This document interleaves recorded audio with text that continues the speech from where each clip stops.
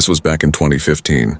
I had taken a road trip out to a forest a few hours away, with plans to hike up to an abandoned fire lookout I'd been dying to explore. Technically, it was illegal.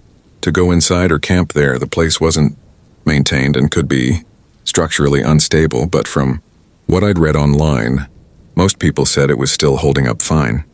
The only problem was, the most recent post I could find about it was 3 years old, so I really had no idea what shape it would be in once I got there.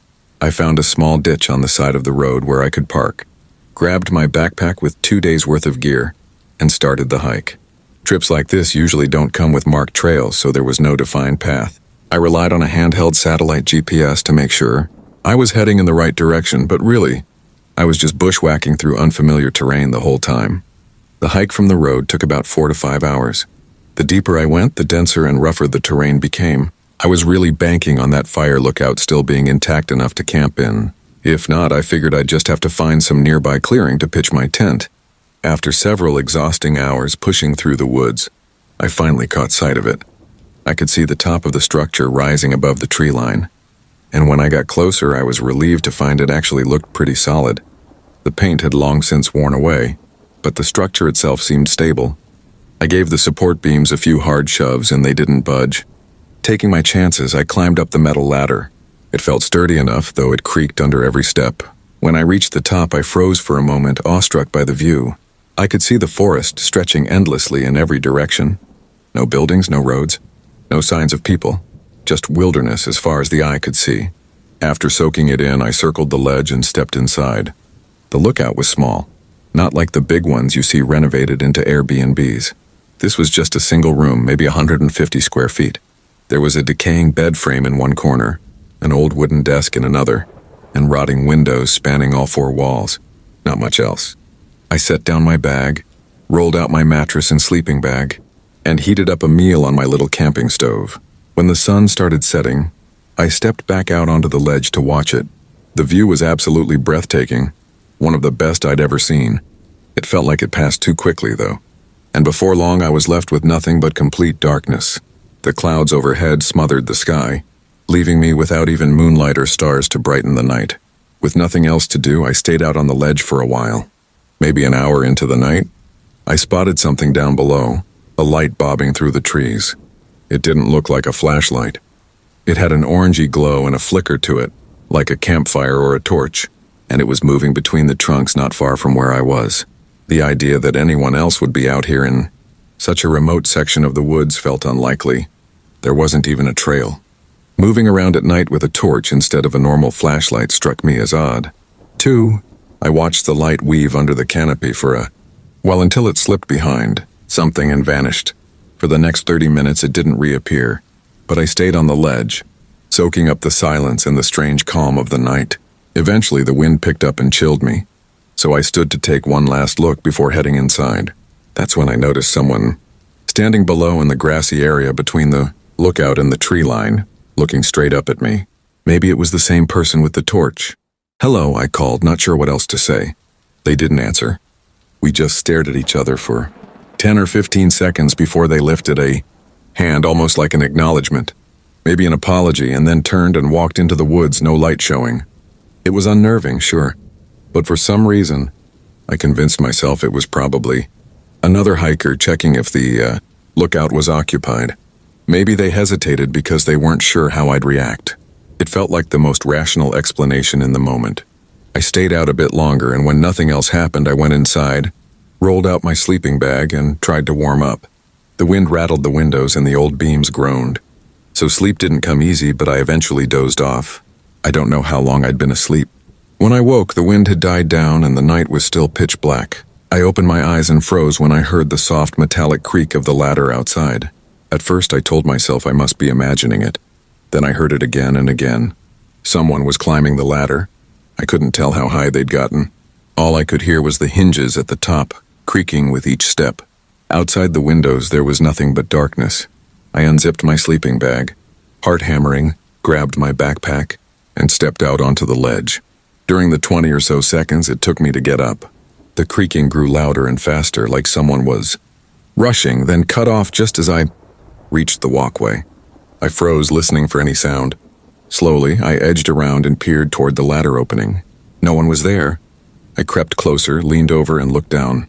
The ladder was empty. For a beat, I stood there, stunned, confused, scared, and not sure what the hell was happening. Then footsteps exploded behind me, pounding around the wooden walkway. I only caught a dark shape sprinting between the other windows.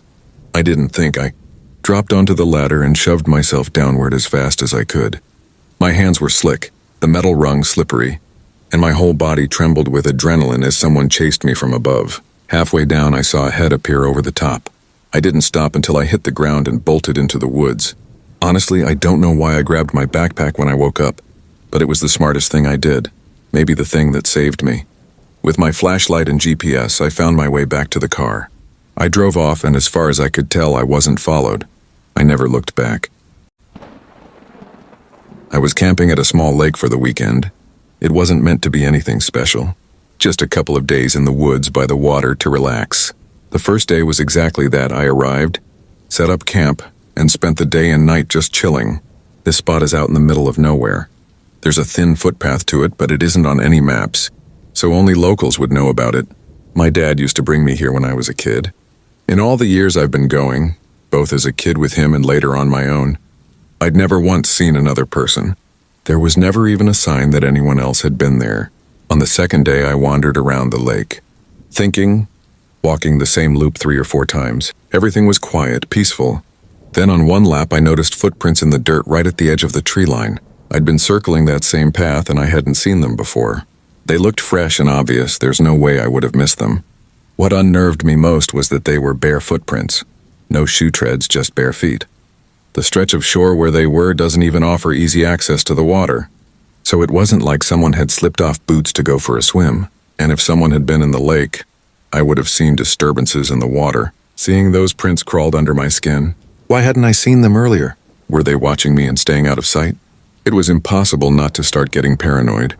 From what I could see, the footprints led up to the tree line, paused while facing the lake, then vanished back into the woods, heading straight in for a while. I didn't want to follow them into that unknown stretch of forest, so I went back to my campsite instead. I kept glancing toward the tree line, half expecting to see someone standing there. But the shoreline stayed empty. As the sun dipped, my paranoia crept back in. Something about those bear prints felt off, and the knowledge that whoever left them might still be nearby was anything but comforting. When it got dark, I fed the fire a generous pile of wood and sat close to the light. I tried to distract myself, but it was hard. One part of me felt the unease was justified. Another part dismissed it as overreaction. Not long after, I heard footsteps in the trees. I turned toward the sound. There were definitely at least 2 people moving slowly toward my camp. I held my ground until they stepped into the firelight. A man and a woman stood at the edge of the glow, side by side, stopping just out of reach of the flames. I couldn't make out faces or ages, just silhouettes. "Can I help you?" I called. The woman immediately turned and bolted back into the woods, disappearing in an instant. The man, though, stayed put, didn't move, didn't look after her. That's when I noticed he wasn't wearing shoes. These were the same people whose bare footprints I'd found by the lake.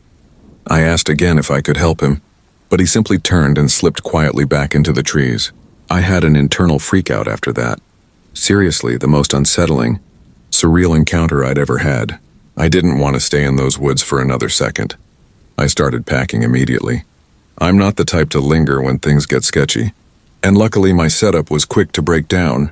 Within a few minutes, everything was stowed in my bag. I didn't know where they'd gone, but I didn't plan on sticking around to find out.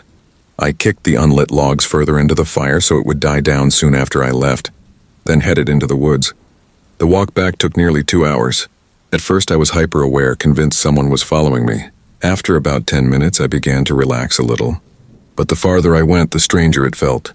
Around 40 minutes in, the woods fell unnervingly silent. No crickets. Nothing. When I heard running footsteps off in the distance, maybe 100 feet away. I couldn't see anything, so I just kept moving. A few minutes later, the sound came again, this time on my other side. The steps were oddly muted, like someone running barefoot, quiet, then gone. I kept hearing those short bursts of running for a while, as if they were stalking me from afar and then sprinting away. I can't think of anything more terrifying than that walk out of the forest. Somehow I made it back to my truck. I got out of there, I wish I had more answers. Who were that man and woman? What were they doing out there? But I don't. Sometimes I wonder if they were even alive. Maybe that sounds crazy, but I never went back. I'm a 24-year-old woman from northern Arizona, and this happened a couple of years ago. At the time, I was living out of a small camper van, traveling up and down the West Coast. There are all kinds of people who take to this lifestyle, some in vans, some in RVs, but for me it was all about freedom. I always tried to avoid big cities and stick to small towns when I needed to camp between destinations, but most of the time I preferred the backcountry. Being alone in the woods with nobody else around felt safer and more comfortable to me than stealth. Camping in a crowded parking lot. Don't get me wrong, nights in the forest could still get creepy, but deep down, I always felt I was better off out there on my own. That week I was making my way slowly between two big cities in Washington, taking the back roads and staying at campsites for a few days at a time. On this particular day, I pulled off onto a narrow dirt trail that wound deep into the forest. There were a few pull-off spots along the way, but none were occupied, and from the looks of things, nobody had been down that road in quite a while. I kept driving until I found a larger clearing at the end of the trail. It wasn't particularly scenic, just trees all around, but it was big, quiet and secluded. There was even a stone fire ring in the middle. Perfect. I leveled out the van and parked. It was mid-spring, which meant rain almost every day in Washington, so there wasn't much to do outside. I slid open the side door for some fresh air while I cooked a meal on my propane stove. The sun was sinking, and over the next half hour it dipped completely past the horizon. As the rain picked up, I shut the door to keep the water out and cracked open a small window near the back of the van instead. Then I settled onto the bed, opened my laptop, and put on a show for the night. Halfway through the episode, a glare flashed across my laptop screen from the open window behind me. Before I could do anything, it vanished. Not slid away, but cut out, like someone had switched a light off. When I turned, the rain dark outside showed nothing. I couldn't tell how far the light had been or what could have produced it. Because the trail had other pull-offs, my first assumption was another camper, maybe headlights sneaking through the trees, then the driver shutting them off. Only problem, the light didn't come from the road I'd driven down. Behind the window were just trees. Maybe there was another track I hadn't noticed. There wasn't much I could investigate, so I went back to my show, glancing at the windows now and then. With rain hammering the metal roof, every little sound blurred together. Every time I looked out, I saw nothing to prove something was there, so I tried not to worry. Around 10 or 11, I decided to call it and sleep. I turned everything off, closed the windows, pulled the shades, and crawled under the covers. Usually I'd sleep fine, but that night I just couldn't drift off. The rain grew louder and thunder rolled over the trees, making sleep impossible. A couple hours in, through the sheets of water and noise, I heard something move outside, like someone running and kicking a branch. It was loud enough to be real, then everything went quiet again. It was too dark to see the ground beneath the window, and the longer I stared, the more convinced I felt of someone watching me. I pulled the window cover down and tried to tell myself I was overreacting. Then, a minute later, I heard a voice, male, low, half a whisper, like he was speaking to someone else. Here's the rewritten version of the final part. Keeping your tone, pace, and language intact while tightening the tension and clarity. I sat frozen, too scared to throw the covers off and peek out the windows. If they hadn't already seen me, they would have the second I moved. Still, I guessed they already suspected someone was inside the van, which made everything 10 times worse. For 2 or 3 minutes, all I heard was rain and thunder. Then something pressed up against the sliding side door, plastic bending, like a hand or shoulder leaning on it. A knock. A few seconds later, another knock. I was certain they knew I was in there, but I stayed silent. Maybe they weren't sure how many people were inside or whether I was a man or a woman. Either way, I felt safer not answering. For 5 long, anxious minutes, the knocking kept coming. Every few seconds, no one speaking. They had to be soaked through by then, probably struggling to see in that downpour. Finally, one of them spoke. "Sheriff's Department, open up." I didn't believe it for a second. If they were really officers, why hadn't they said so from the start? They kept calling out, offering different lines, all variations, on being law enforcement, and demanding the door be opened. It felt like a tactic to get me to reveal myself without force. After 30 seconds of debating what to do, I cracked the window cover and peered out. A dark shape hovered by the door, no visible badge, No reflective gear. Nothing that screamed officer. I made up my mind. I'd risk the driver's seat and try to leave. The moment I climbed in and turned the van on, 2 sets of footsteps pounded toward the side of the vehicle. I started pulling away as a figure loomed at the passenger window. Thank God the van didn't stall. I got onto the trail and drove off. I didn't see another car anywhere on that road, which made their intentions feel all the more sinister. I filed a report with the county. They told me no officers had been out that night. I never got any follow-up. It could have gone so wrong, but it didn't. And since then, nothing else has happened.